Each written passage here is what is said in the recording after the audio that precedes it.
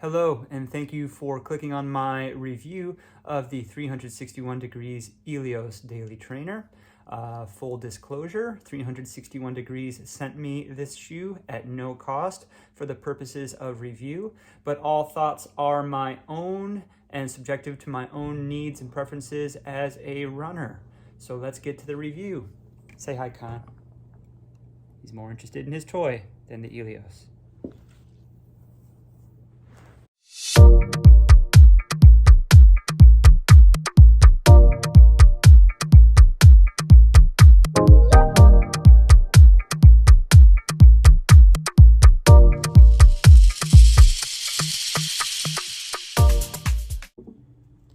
So I'm going to talk about the specs and features of the 361 Degrees Eleos before I get it nice and dirty. I've just taken it out of the box.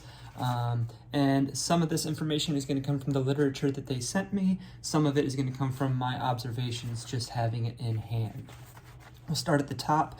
It looks like a dual layer upper, flat knit upper of engineered mesh. It's very soft to the touch. I have not put my foot in it yet. The heel collar has a good amount of padding and not really gooey, thick padding like you might find on something like a Brooks Glycerin or a Saucony Triumph, but certainly a lot more than you would find on a lightweight trainer like the New Balance Rebel V4. The tongue, equally thick, but I wouldn't say too thick. It's just enough to keep you from having any lace bite from the laces. The laces are normal. The lacing pattern is very regular. The tongue is also double gusseted. There's two elastic gussets, one on either side here. So a lot of people will like that. There is an Ortholite sock liner, which is removable. And it feels a little bit softer and thicker than most Ortholite sock liners. A regular Strobel Last underneath that. Let's move down to the midsole, if I can get this back in here. The midsole is Primo, which is 361 Degrees production name for this supercritical EVA. It is a supercritical EVA. Feels bouncy to the finger. Again, I have not put my foot in the shoe yet, but it feels very much like you would expect from a supercritical EVA. Maybe not quite as firm as a Hoka Mach 6, but definitely firmer than, say, let's say a New Balance Rebel V3 or V2. So it is a reported 36 degree stack in the heel, 30 degree stack in the forefoot for a 6mm drop, which gives a good amount of cushion for a daily trainer. And this is being marketed as kind of a daily trainer slash performance trainer, bridging that gap. The reported weight for a sample size is 9.9 ounces, and I think anything under 10 is slightly on the lighter side of average, but still pretty average. Moving to the outsole. Decent coverage in high wear areas. A lot of people land on the lateral heel. If you're a mid-foot to forefoot striker, there's plenty of landing here on the lateral side because most people land on the lateral side and then pronate and then resupinate when they toe off. This is HART, which stands for High Abrasion Rubber Technology. Have not tested, obviously since I haven't had my foot in there, I have not tested the tackiness of the rubber yet, but it seems there are some good striations there that would make for decent grip. All right, I will get this on the road. So I'm about to do a little shakeout run before an evening race that I have tonight, and I'm just going to do maybe 10 or 15 minutes of running, including some strides to keep the legs awake and fresh. First step in the 361 Degrees Eleos. Very true to size. I don't have to mess with the laces at all. There's good friction here in the lacing system so that once you get the laces dialed in, they're going to stay in place. But I don't need to mess with anything right now. I have a perfect thumb width of room, true to size, men's US 9.5. And looking at it from this angle, you can tell there's a decently wide and stable base in the heel and in the forefoot. So it's a good stable platform for a neutral shoe. Let's get them on the road. Good morning. So I'm about to run over to the asphalt track that is near my house. And I'm going to do a little bit of a workout. Let's get out of the shadow here. In the 361 degrees Eleos. And I'm going to keep it moderate today because I'm still just a couple days off of a double race weekend. And I'm just going to be pacing some of my friends today. But it will give me a chance to do a pyramid of reps that progress from a little faster than 5K pace down to a little slower than marathon pace, and then back up through 5K pace again. And it's an asphalt track, so it'll be similar to a road surface, and I'll be able to see how the Eleos does at those varying paces.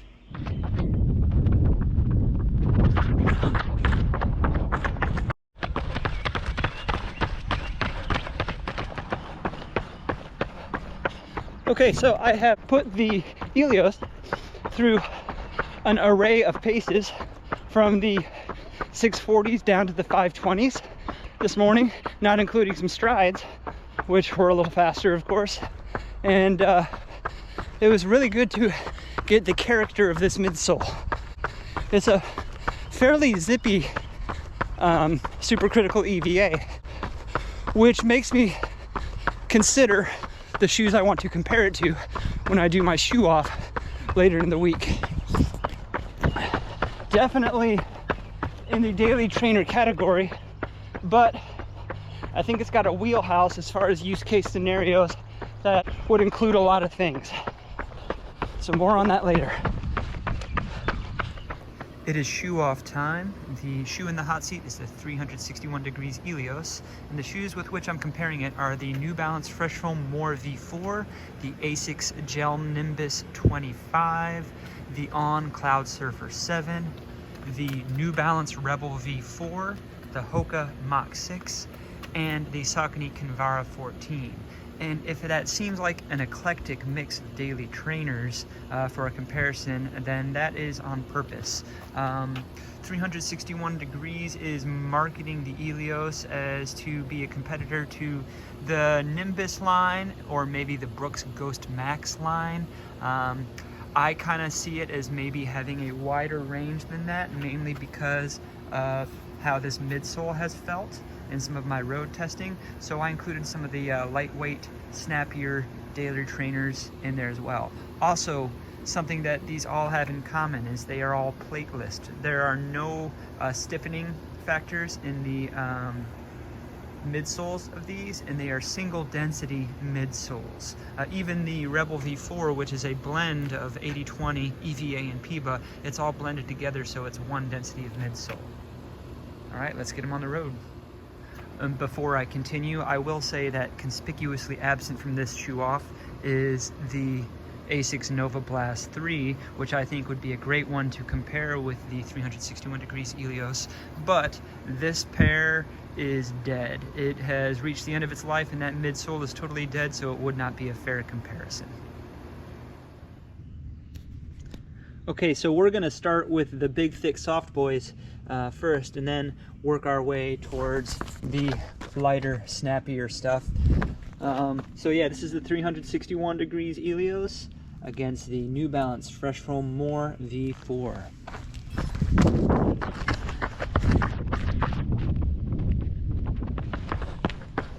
So both of these shoes have a pretty good upper, but the story is mainly about the midsole experience in this comparison.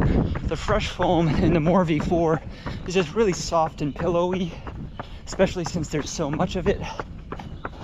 But the Primo is, while not as soft, it's bouncier. I think the Freshfoam you sit into like a cushion, and then you don't really rebound off of it. You just kind of set into it. Whereas the Primo has more of a symmetrical bounce to it. So comparing these to the Eleos would definitely be more of a performance shoe, but I've always used the Freshfoam More V4 as kind of a recovery day shoe. All right, this is the Asics Gel-Nimbus 25 in the 361 Eleos. Let's go.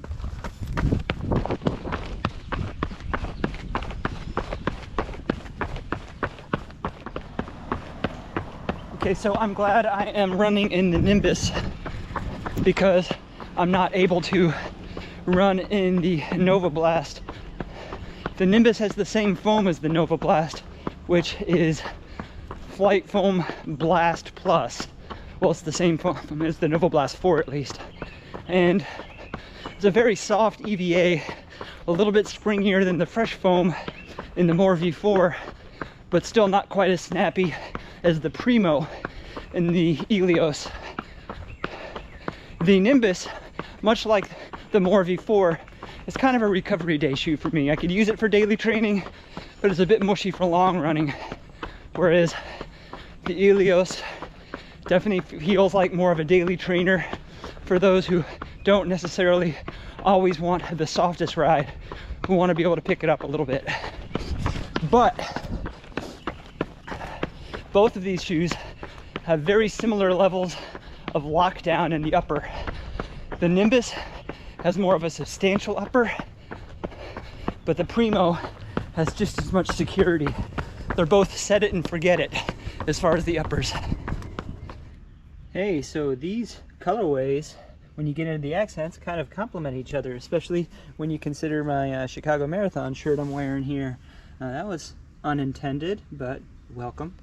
Anyway, this is the On Cloudsurfer 7 and the 361 Eleos, of course. Let's go.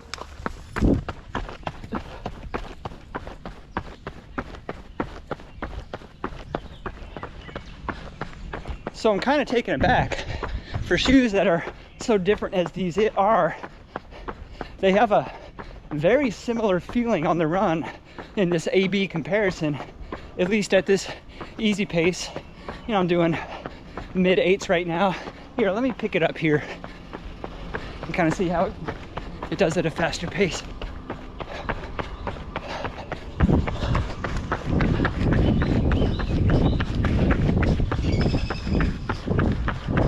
Okay, so at more of a 6:30 pace, some of the differences come out. All right, let me slow back down.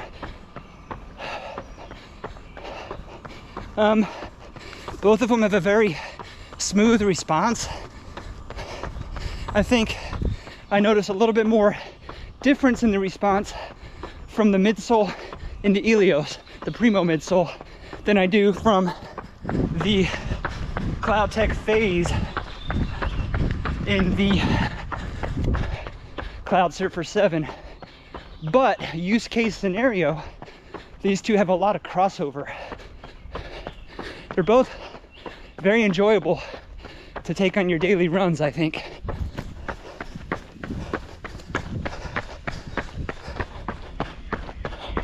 I will say that the Eleos has a more secure lockdown than the On Cloudsurfer 7.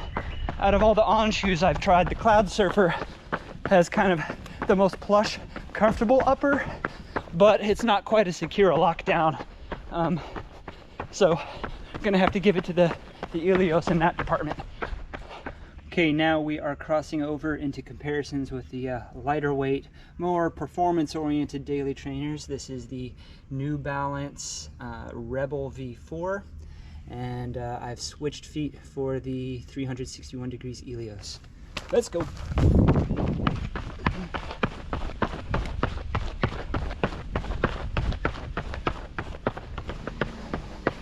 So there's certainly more midsole in the Eleos than in the Rebel V4. And dynamic is a word I use a lot on shoe reviews, especially shoe offs. I'm gonna use it here. The Primo in the Eleos is more dynamic than the fuel cell in the Rebel V4. Now, once you run in the V4, in the Rebel V4 for a little while, the midsole opens up a little bit, gets softer as you go, but the Eleos has that response straight out of the box. The Eleos is gonna be heavier, but I think it might handle a long run better than the Rebel. If you want to go out for a short day, want something light on your foot, I could see why you would reach for the New Balance Rebel V4.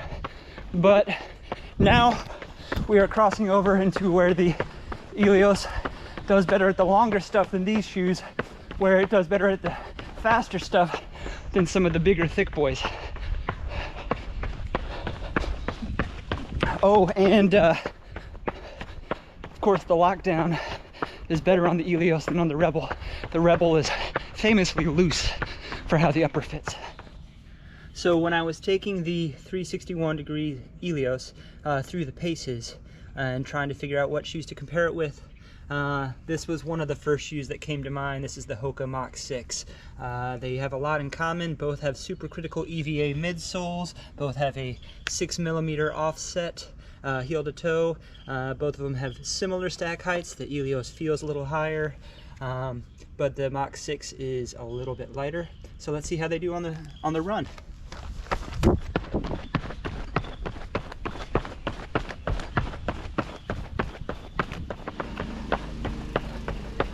So I've been talking about the lockdown in the Eleos quite a bit, how it's so set it and forget it. The Mach 6 is one of the few shoes I've tried on today that actually has a more secure, I should rather say more snug upper fit than the Eleos. The Eleos isn't really snug, it's just conforming and works well, whereas the Mach 6, if you have a wider foot, it might feel a little tight, you know, past the point of snug to, you know, restrictive. Side by side, I can tell the Mach 6 is a little bit lighter. I think on paper, it's a little bit more than an ounce lighter, but the Eleos has a little bit more bouncy, more dynamic of a supercritical foam than the Mach 6. Now, let me do what I did with the Cloudsurfer and let's pick it up a little bit.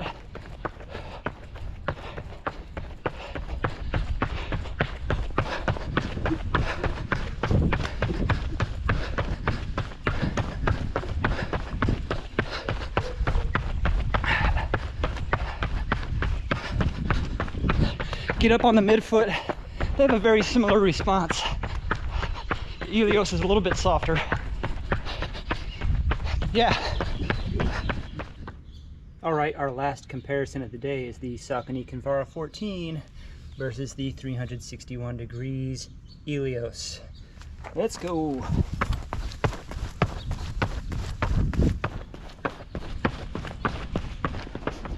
So I'm enjoying going through the spectrum of big, thick daily trainers to, you know, svelte, lower stack, firmer daily trainers on this shoe off, because next to the Kinvara 14, the Eleos feels almost like the New Balance Freshfoam More V4 did when I compared it with the Eleos.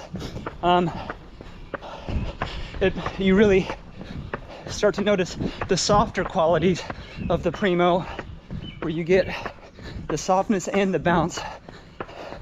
It is a really finely tuned durometer of supercritical EVA that they're using, which is, like I keep saying, why I think the Eleos is going to be a very versatile daily trainer that could compare and compete with several different shoes in the daily trainer category. The Kinvara is lighter and it has an airier upper with that big open mesh, but it also is firmer because there's a lower stack, less midsole. It doesn't have the supercritical bounce, and there's almost no outsole, so longevity might be an issue. I don't think people buy Kinvaras to use them as 500-mile shoes, but if you're looking at something to wear every day, especially if you're not looking at buying a whole bunch of shoes, the Primo fits that bill. When I say Primo, I mean the Eleos, of course. All right, that's a wrap for today's shoe off. Lots of good information to get together for a shoe talk.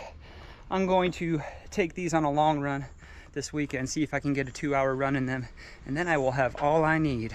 I'll see you guys after that. All right, shoe talk time, and we are talking about the 361 degrees Eleos. If you follow my channel at all, you might notice that my taste in running shoes is specialized and very dependent on function. So there are very few middle-of-the-road daily trainers that I have in my collection. It's rare that I'll run in something like a Brooks Ghost or a Saucony Ride or an Asics Gel Cumulus. The closest I would get would be the aforementioned Asics Nova Blast 3 or the On Cloudsurfer 7. However, I am more inclined to use lightweight daily trainers for shorter or maybe quicker days, and then maybe big thick boys for recovery runs, and then I might use a super trainer, a plated Superfoam super trainer for a long run or a workout day. But the daily trainer that kind of does everything, I don't have a whole lot of those just because I have a big collection. The 361 degrees Eleos fits in that category, and it's priced really well for that. I'm going to talk about the price, but let's talk about how it performed for me over my testing. I've taken it on a few base runs, I took it on a workout, I took it on some strides, and just this morning I took it on a 2.5-hour long run. Did 19 miles at about an 8-minute pace, or 8 minutes per mile, 5 minutes per kilometer. At the end of the run, I did not feel like taking the shoes off my feet like I sometimes do at the end of a long run in the heat like this. In fact, I kept them on and then took the dog for an hour-long walk with the shoes still on, so that should say something. I've talked about the upper. The upper is not going to be super plush, but it's also not going to be something that is barely there and loose and performance-based like you would get in the Rebel V4. There's good lockdown without it being overly tight. It's snug. I wear Injinji toe socks, so my toes like to move around. There was plenty of room to move around, but I didn't have any lateral sliding in the forefoot, and I didn't notice any slippage with my foot against the Ortholite sock liner either. The laces stayed tied. They are standard tube-shaped laces, and everything stayed in place. Like I said during the shoe off, it is a set it and forget it upper. The only thing I would pay attention to is it's hot here in the Carolinas. It's hot and humid. On a couple of my runs, I did notice there was a little bit of moisture and dampness kind of around the heel cup, just because there's a lot of fabric there. I'm not really one to have sweaty feet or be having soggy shoes, but I felt like this breathed well enough. It might be warm for some runners with this double flat woven upper. I'm going to hold off on the midsole and let's go to the outsole. The high abrasion rubber technology does its job fairly well. The dry traction is great. I like that it's strategically placed to save weight and also save some flexibility. You still get a flexible shoe without getting a slab of outsole, which can sometimes make the shoe a bit tappy. My high abrasion areas, for me, this is my high abrasion area, and there's very little visible wear. You can still see the micro tread after the testing phase. The wet traction is okay. I purposely ran through some wet areas and then tried to run on some smooth tarmac after getting the bottoms of the shoes wet. There was some slippage, but only when I really tried to pick up the shoes in intentionally wet conditions. I would say if you're running at a base pace and it's wet on smooth tarmac, you're probably going to be okay. Now the midsole is where the story's at for this shoe. This is 361 degrees Primo midsole, which is a supercritical EVA. And I really wanted to take it on a long run today to see if it felt the same at the start of that 2.5 hours as it did at the end of that 2.5 hours. Many daily trainers I have, like the big soft guys, are too mushy to take on a long run. By the end of that long run, I feel like I'm running in I don't know, not sand, but something that saps my energy. And then the lightweight trainers like the Hoka Mach 6, great performance trainer and great for daily runs or picking up the pace, but doing a 2-hour long run in this, I'd be a little bit sore. I'd be ready to take this shoe off. That's why I like to use super trainers for my long runs because you get a lot of give and you get a lot of stability there. But again, that's a big investment. It's $170 for the Saucony Endorphin Speed 4. Most of those super trainers are in the $170, $180, even $200.